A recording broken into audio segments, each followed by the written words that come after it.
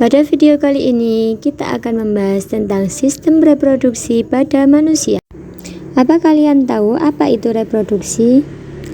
Ya, reproduksi adalah proses biologis suatu individu untuk menghasilkan individu baru. Tujuan dari reproduksi adalah untuk menghasilkan generasi selanjutnya atau melestarikan jenisnya agar tidak punah.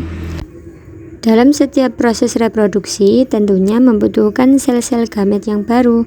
Tentunya kita harus melakukan pembelahan sel atau pengadaan sel untuk menghasilkan sel-sel gamet yang baru. Pembelahan sel adalah proses yang membagi satu sel induk menjadi dua sel anak atau lebih. Tujuan dari pembelahan sel adalah untuk pertumbuhan, perbaikan, dan reproduksi. Jenis-jenis pembelahan sel ada dua, yaitu mitosis dan meiosis. Perbedaannya adalah kalau mitosis menghasilkan dua sel anakan. Sel anak identik dengan induknya. Kromosom sel anak sama dengan induknya. Proses terjadinya pembelahan sel mitosis terjadi pada sel tubuh dalam proses pertumbuhan, perbaikan, dan reproduksi aseksual. Selanjutnya yaitu pembelahan sel meiosis. Pembelahan sel meiosis menghasilkan 4 sel anakan. Sel anak tidak identik dengan sel induk. Kromosom sel anak setengah dari sel induknya dan terjadi pada sel kelamin dalam proses reproduksi. Organ reproduksi pada laki-laki. Yang pertama ada vas deferens. Fungsinya untuk menyalurkan sperma dari epididymis menuju uretra. Selanjutnya testis.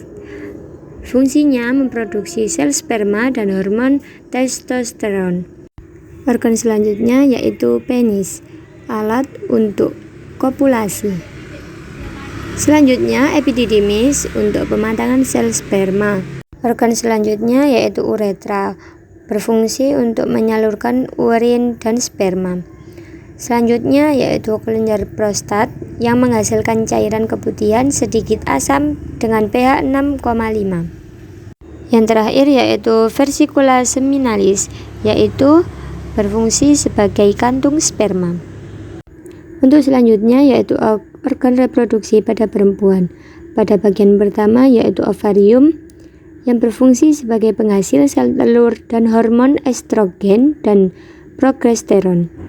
Selanjutnya ada vagina yang berfungsi sebagai saluran darah saat menstruasi dan jalan lahirnya bayi.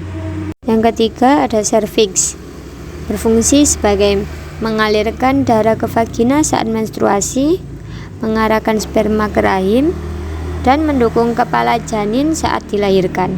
Untuk selanjutnya yaitu uterus sebagai tempat pertumbuhan embrio yang terdiri dari 3 lapisan. Yang pertama perimetrium, lapisan paling luar. Yang kedua myometrium, lapisan paling tengah.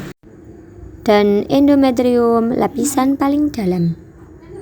Organ terakhir yaitu tuba fallopi atau oviduct, yaitu sebagai saluran sel telur dan tempat terjadinya fertilisasi.